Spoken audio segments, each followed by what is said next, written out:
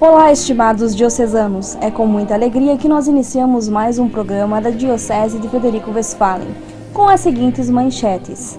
Imagem da Nossa Senhora Aparecida do Santuário Nacional chega na nossa Diocese nesta semana. Paz e ecumenismo estão nas intenções do Papa Francisco para o mês de janeiro. Especial, jovens que sobreviveram à travessia do Mediterrâneo. E-book explica o Ano da Misericórdia. E projeto do Jesus no Litoral evangeliza no Litoral Gaúcho. No próximo dia 7 de janeiro, a imagem de Nossa Senhora Aparecida do Santuário Nacional chegará na Diocese de Frederico Westphalen.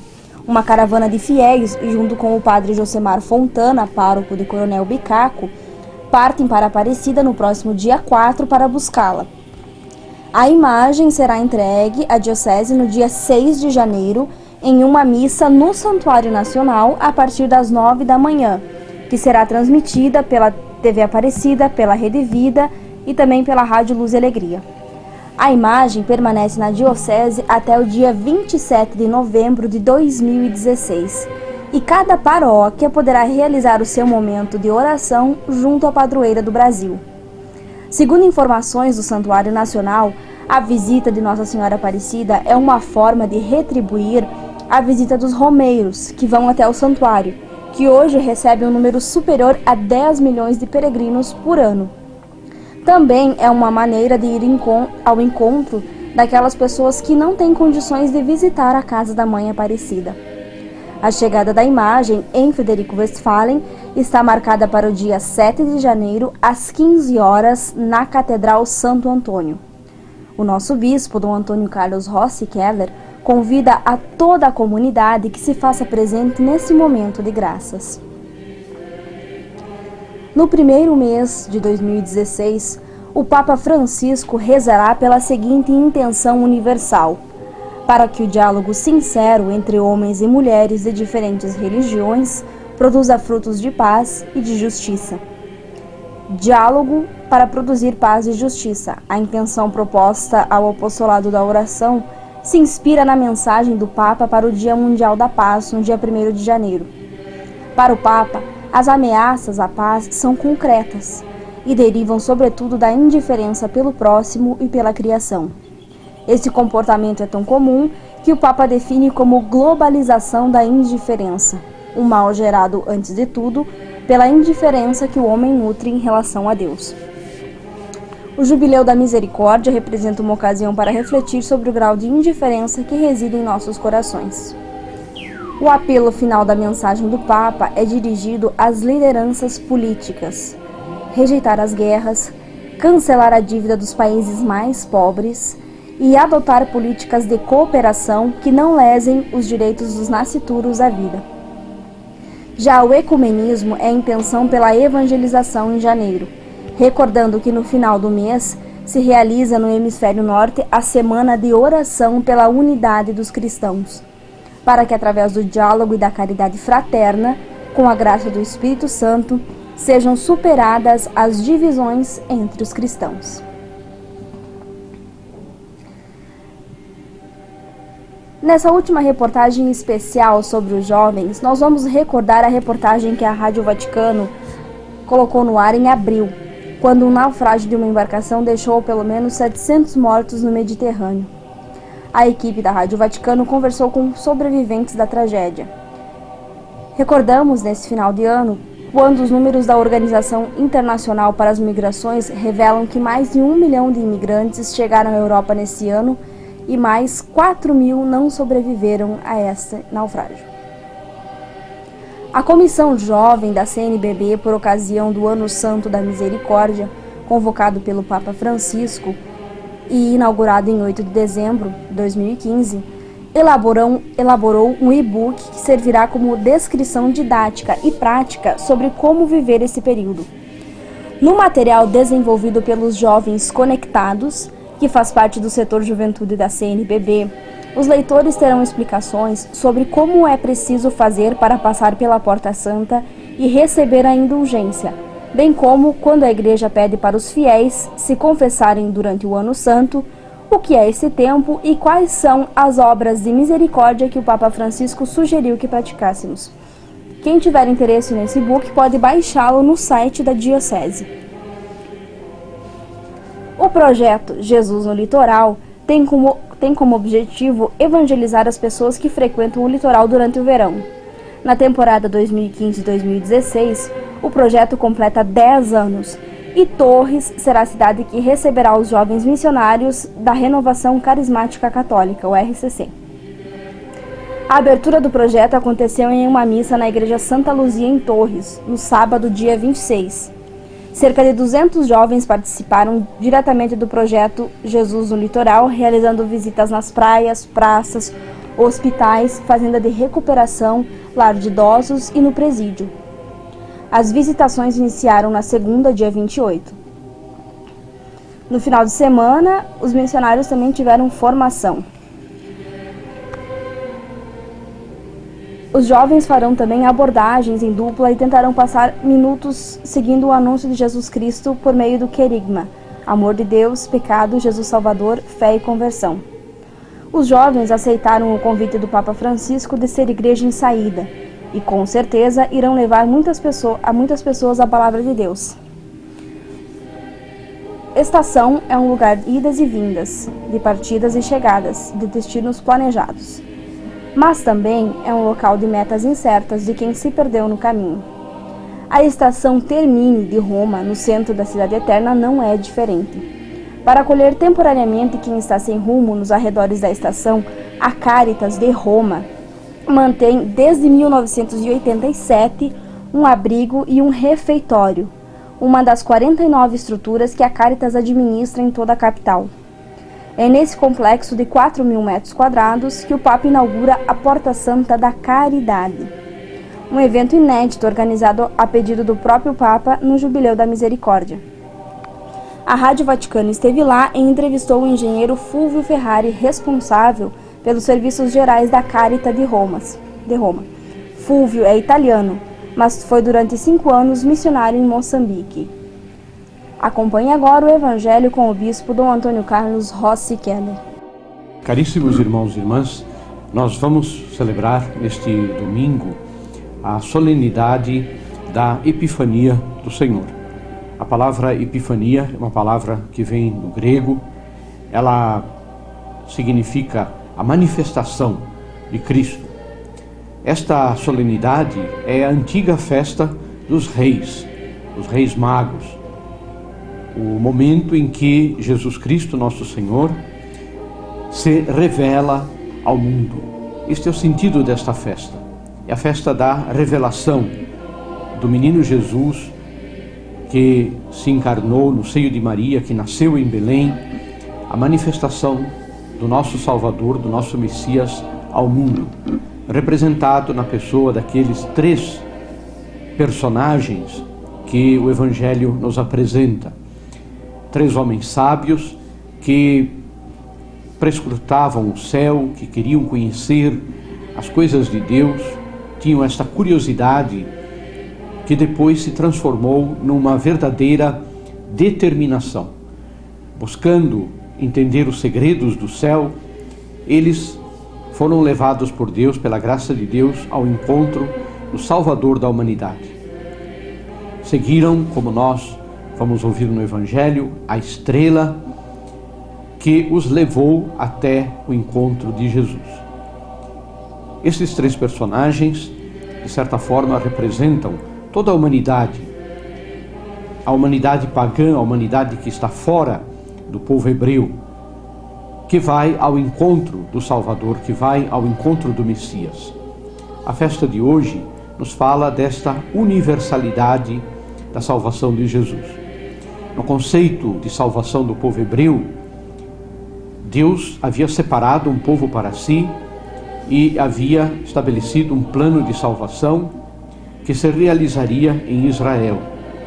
E Israel seria um grande sinal da salvação de Deus para os demais povos da terra. A partir da determinação salvadora, redentora de Deus de enviar ao mundo seu Filho, Jesus Cristo, nosso Senhor, nascido no povo hebreu, Este conceito, esta ideia da salvação, se torna uma ideia mais abrangente, mais universal. E a festa de hoje exatamente apresenta esta ideia, este pano de fundo. O Salvador vem ao encontro de toda a humanidade, vem para salvar toda a humanidade. Aqueles que foram ao encontro de Jesus no presépio, que eram homens e mulheres do povo de Deus, os pastores, aquelas pessoas humildes e simples, mas também na festa da Epifania aparecem estes personagens que vêm do estrangeiro, que segundo a concepção dos judeus eram pagãos. Mesmo assim, a eles a estrela guia até o encontro do Salvador e os leva ao encontro do Messias, ao encontro daquele prometido de todas as nações. Vamos ouvir as leituras bíblicas desta solenidade da Epifania. Hoje é na igreja que Jesus se revela a todos os povos. E neste sentido, nós como igreja ouvimos a palavra do Senhor para que possamos compreender a importância de que nós, cristãos, revelemos o Salvador do mundo a este mundo dominado ainda por tantas coisas más, por tantas coisas erradas. A primeira leitura é um trecho profético, é tirada do livro do profeta Isaías.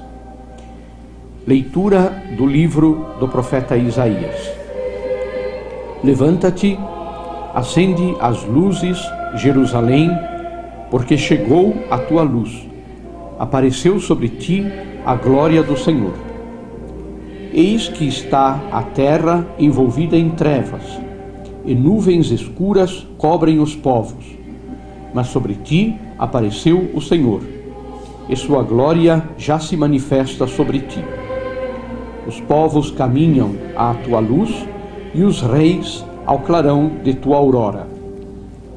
Levanta os olhos ao redor, e vê, todos se reuniram e vieram a ti.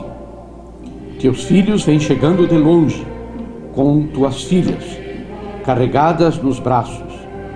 Ao vê-los, ficarás radiante, com o coração vibrando e batendo forte, pois com eles virão as riquezas de além-mar e mostrarão o poderio de suas nações. Será uma inundação de camelos e dromedários de Madiã e de Efa, até cobrir. Virão todos os de Sabá, trazendo ouro e incenso e proclamando a glória do Senhor. Palavra do Senhor, graças a Deus. Neste trecho, cheio de poesia, o profeta apresenta Jerusalém como uma cidade na qual brilha uma luz. Esta luz que se opõe às trevas de todo o mundo. E esta luz é uma luz dinâmica, no sentido de que é uma luz que atrai as multidões, aqueles que detêm as riquezas, os poderes humanos. Assim como numa noite escura, se estamos caminhando num campo, num lugar escuro, e vemos uma luz, esta luz passa a ser para nós um ponto de referência, um ponto de atração. Assim também era o mundo antes da vinda do Salvador. O mundo mergulhado nas trevas, o mundo imerso na mais tremenda escuridão, o mundo sem saída. E neste mundo cheio de trevas, dominado pelas trevas, brilha a luz de Cristo.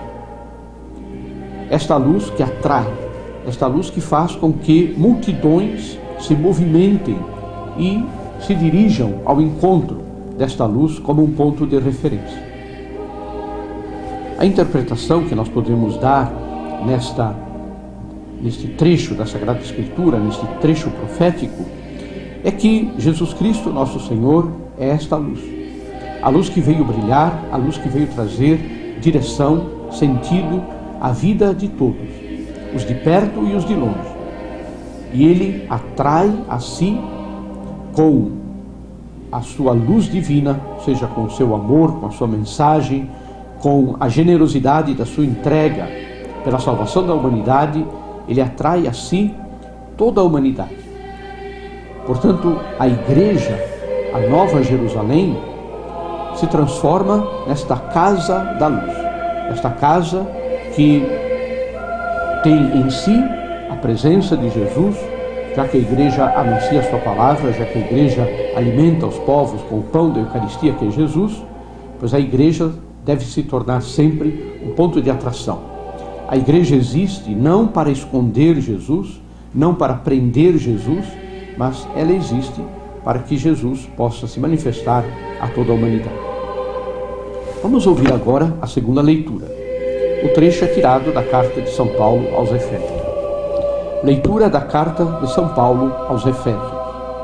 Irmãos, se ao menos soubesseis da graça que Deus me concedeu para realizar o seu plano a vosso respeito, e como por revelação tive conhecimento do mistério.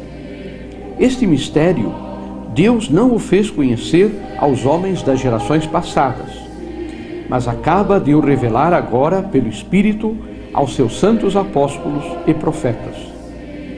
Os pagãos são admitidos à mesma herança, são membros do mesmo corpo, são associados à mesma promessa em Jesus Cristo por meio do Evangelho.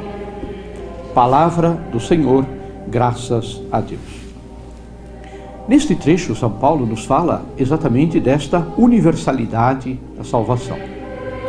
São Paulo vai contra a mentalidade da sua época, do seu tempo e do seu povo, que pensava na salvação como um dom dado somente a Israel. Os outros povos se associariam ao povo hebreu, de certa forma participariam desta salvação, mas como um favor. Na verdade, o que São Paulo nos ensina nesta leitura é que, com Jesus Cristo, nosso Senhor, todos os povos, todas as culturas, todas as idades, todos os tempos do mundo e do universo têm Jesus Cristo como ponto de referência, como centro. Jesus Cristo é o Salvador de todos, não somente dos hebreus, não somente daqueles que fazem parte de uma raça, de uma cultura, mas a salvação que Jesus veio trazer é para toda a humanidade. Vamos agora, irmãos e irmãs, ouvir o trecho do Evangelho desta solenidade. Proclamação do Evangelho de Jesus Cristo, segundo Mateus. Tendo nascido Jesus na cidade de Belém, na Judéia, no tempo do rei Herodes, eis que alguns magos do Oriente chegaram a Jerusalém, perguntando: onde está o rei dos judeus que acaba de nascer? Nós vimos a sua estrela no Oriente e viemos adorá-lo. Ao saber disso, o rei Herodes ficou perturbado, assim como toda a cidade de Jerusalém. Reunindo todos os sumos sacerdotes e os mestres da lei, perguntava-lhes onde o Messias deveria nascer.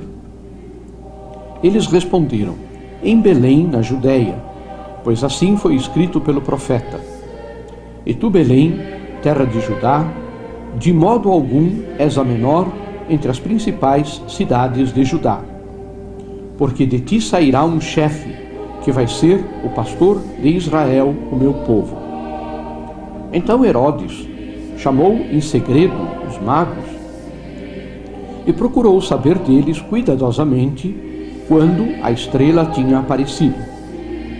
Depois os enviou a Belém, dizendo: ide e procurai obter informações exatas sobre o menino, e quando o encontrardes, avisai-me, para que também eu vá adorá-lo.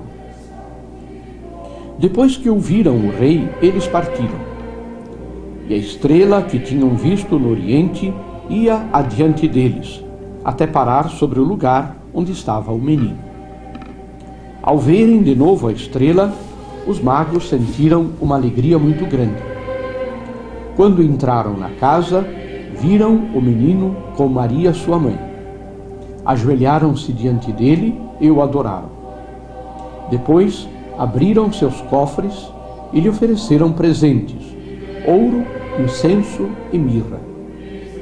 Avisados em sonho para não voltarem a Herodes, retornaram para sua terra, seguindo outro caminho. Palavra da salvação, glória a vós, Senhor. Irmãos e irmãs, este trecho do Evangelho de São Mateus nos coloca duas atitudes diante desta luz que brilha, que é Jesus. A atitude de Herodes e a atitude dos magos. A atitude de Herodes é daquela do homem que não se deixa atingir pela graça, pela salvação. O homem que pensa só em si. O homem que tem a única intenção de manter o seu poder, o seu status, e não quer, de forma alguma, que alguém tome o seu lugar. Herodes é, antes de tudo, um homem soberbo, um homem que não acolhe o Salvador, que consulta os especialistas na lei de Deus, não para buscar a salvação, mas para matar, para destruir aquele que se coloca diante dele, considerado por ele como opositor. Herodes representa, de certa forma, o judaísmo endurecido, o judaísmo do farisaísmo, que diante de Jesus tem a incapacidade de enxergar, não vê mais nada, não enxerga mais nada e não entende mais nada, só pensa em se manter. E de outro lado, a figura dos magos, aqueles homens humildes, sábios, que conheciam muitas coisas, mas que diante dos mistérios de Deus se abaixam, se curvam e buscam fazer a vontade de Deus. Por isso eles saíram de suas terras e foram ao encontro de Jesus. A igreja é chamada a anunciar ao mundo Jesus Cristo, nosso Senhor. E ela encontrará sempre, diante do seu caminho, estas duas atitudes fundamentais. De um lado, este fechamento à verdade que é Jesus Cristo, e de outro lado, a humildade de acolher a mensagem do Senhor. Não importa a história, não importa a origem, não importa a raiz de quem acolhe a mensagem de Cristo. Quem se coloca diante de Jesus com humildade é iluminado por esta luz e tem a sua vida transformada por esta luz que é Jesus. Recebendo a Sagrada Comunhão na Santa Missa, nós recebemos esta força, a força de Deus em nós, que é Jesus Cristo, nosso Senhor, alimento da nossa alma e da nossa vida, para que nós, humildemente, saibamos sempre acolher com amor esta luz que Deus nos enviou, que é Jesus Cristo, nosso Senhor. Louvado seja nosso Senhor Jesus Cristo, para sempre seja louvado. E assim nós encerramos mais um programa da Diocese de Frederico Westphalen.